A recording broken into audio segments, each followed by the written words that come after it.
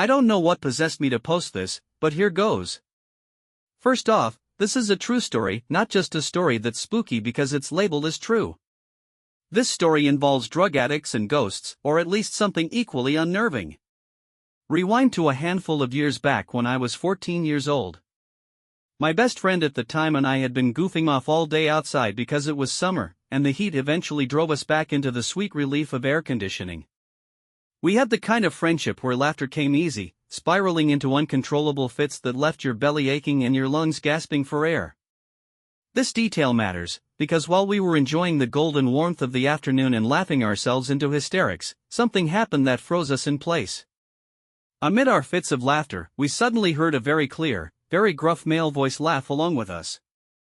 The sound came from somewhere behind us. If you don't believe in ghosts, bear with me, this is just half the story. That laugh was so loud, so strange, and so unexpected that it silenced us instantly.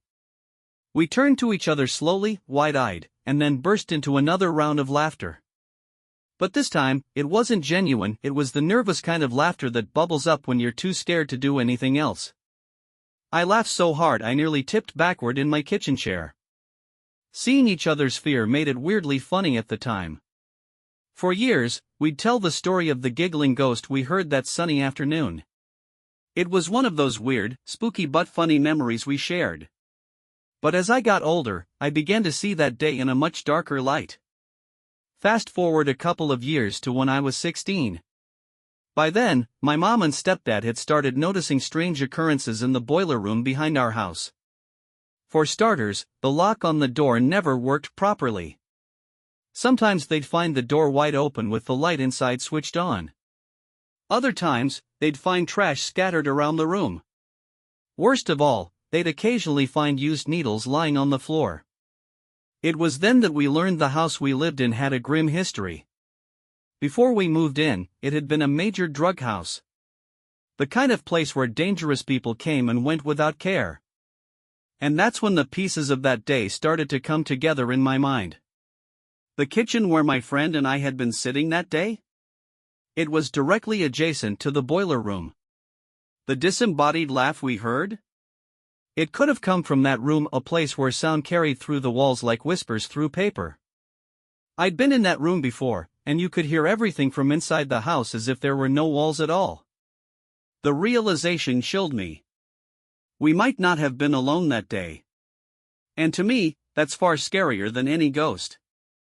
Someone could have been just a few feet away, listening to two teenage girls giggling about school, boys, anime, and other nonsense.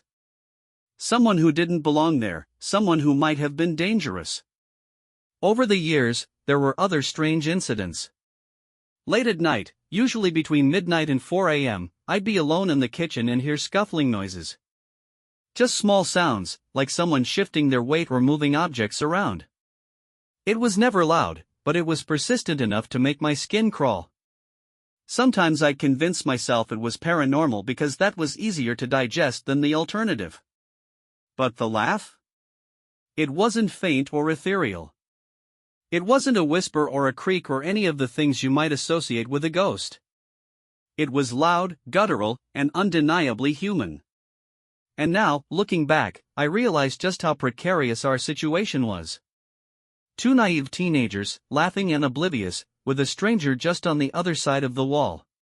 A stranger who might have been watching, listening, and waiting. We'll never know who or what was in that boiler room that day.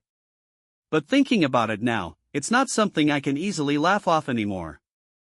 It's a chilling reminder to always stay aware of your surroundings and to keep your doors locked. So, take it from me, the boiler room man might not be a ghost, but he's a nightmare all the same.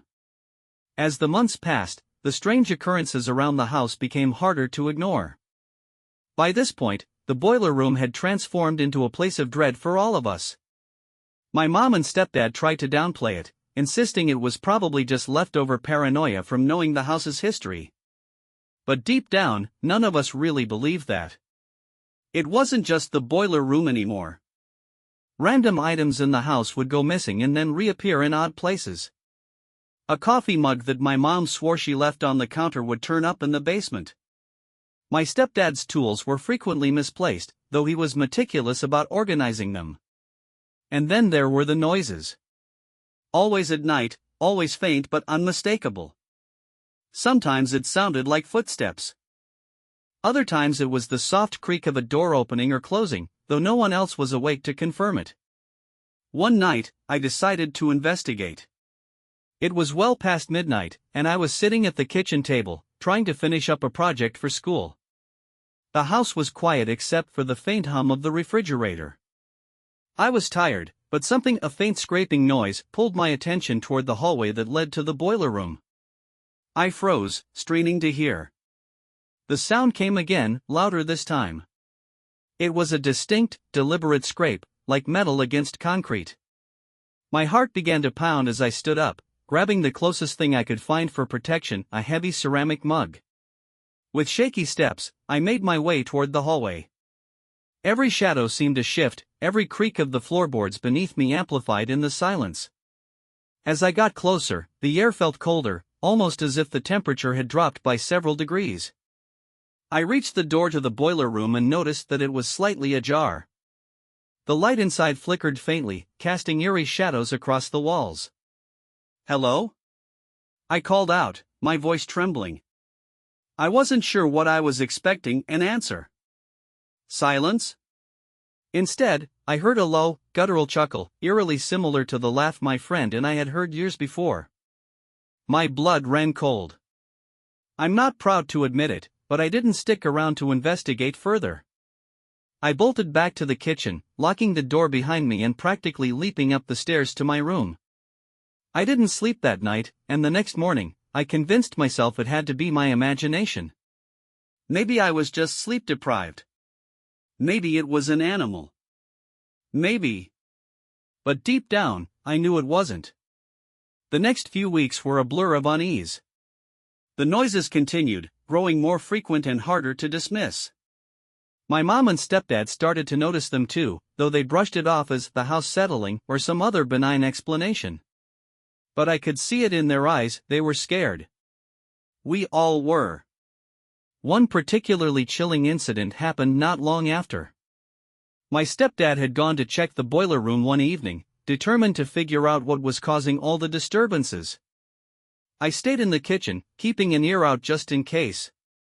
Minutes later, he came back, his face pale and his hands shaking. "What is it?" my mom asked, rushing to his side. He hesitated before replying, his voice barely above a whisper.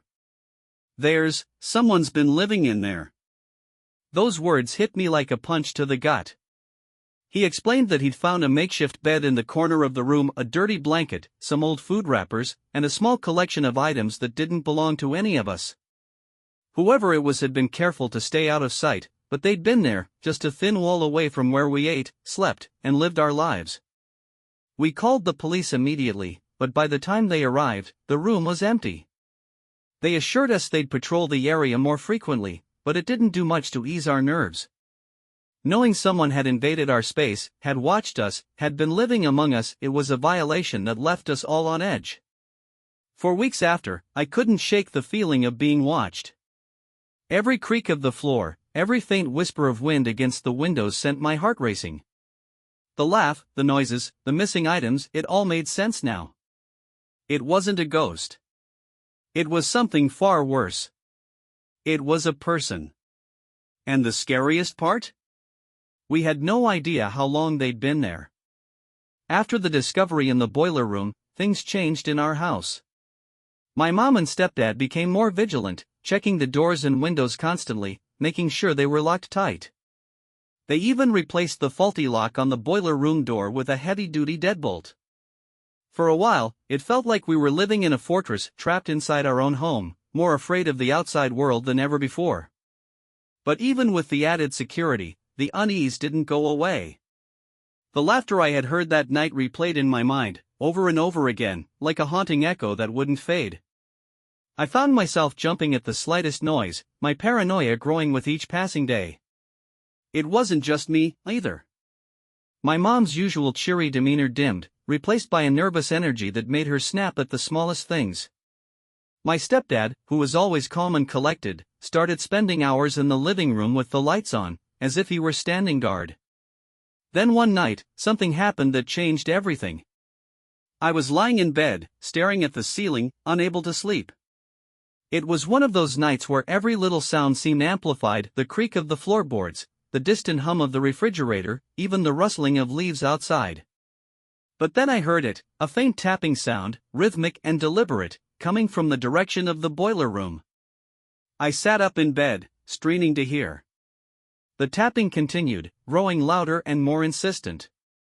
My heart raced as I debated what to do. Should I wake my mom and stepdad? Call the police? Or just stay in bed and pretend it wasn't happening? Before I could make a decision, the tapping stopped. For a moment, there was silence, a heavy, suffocating silence that made my ears ring. And then, I heard it again, the laugh. That same low, guttural chuckle, but this time it was closer. Much closer. I froze, my breath caught in my throat. The sound wasn't coming from the boiler room anymore. It was coming from the hallway, just outside my bedroom door. Panic set in. I grabbed my phone and texted my mom, my fingers trembling so badly that it took me 3 tries to type out the message.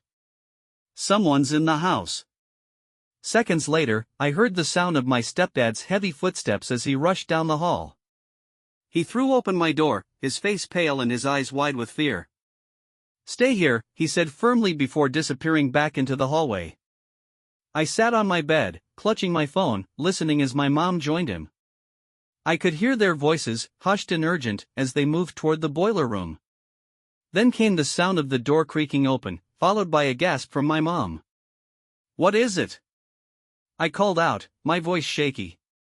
My stepdad appeared in the doorway moments later, his face a mask of controlled panic.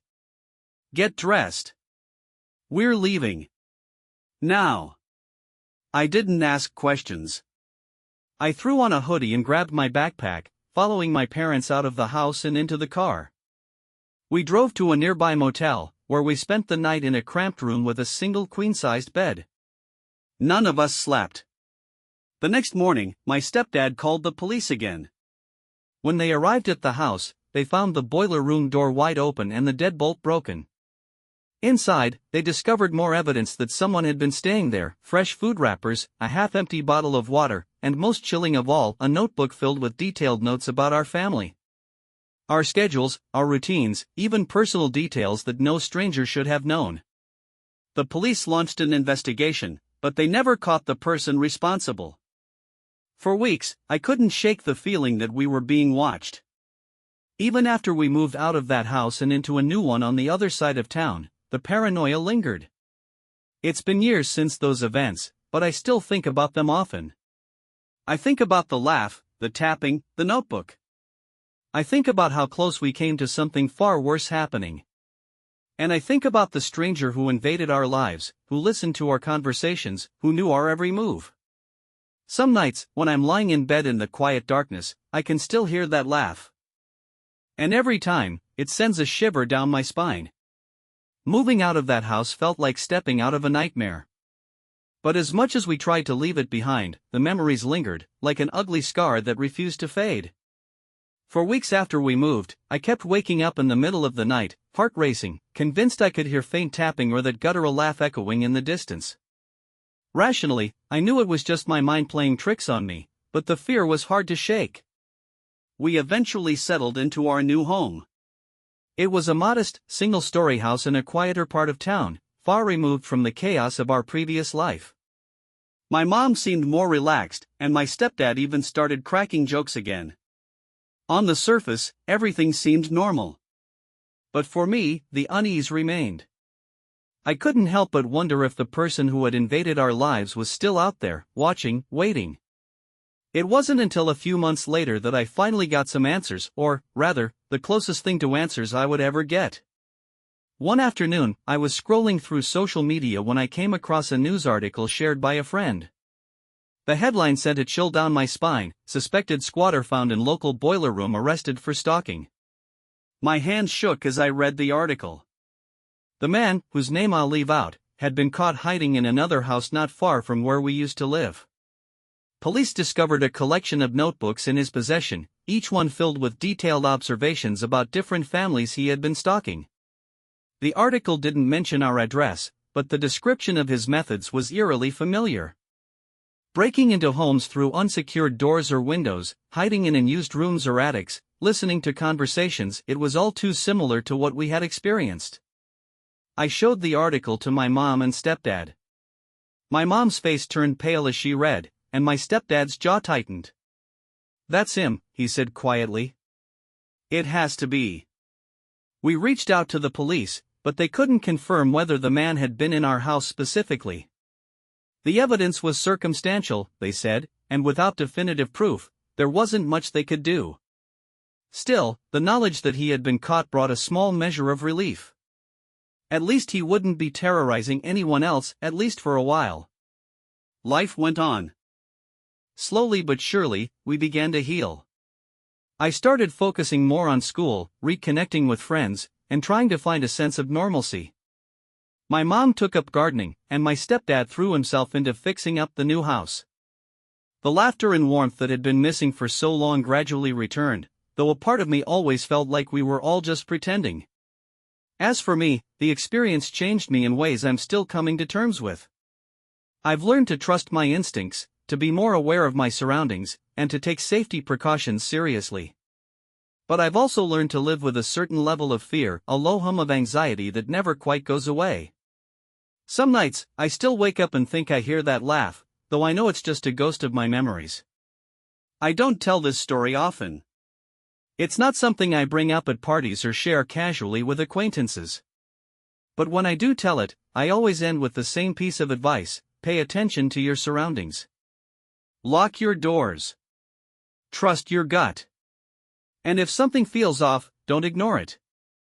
Because sometimes, the scariest things in life aren't the ones that go bump in the night. Sometimes, they're the things hiding in plain sight, just waiting for the right moment to strike.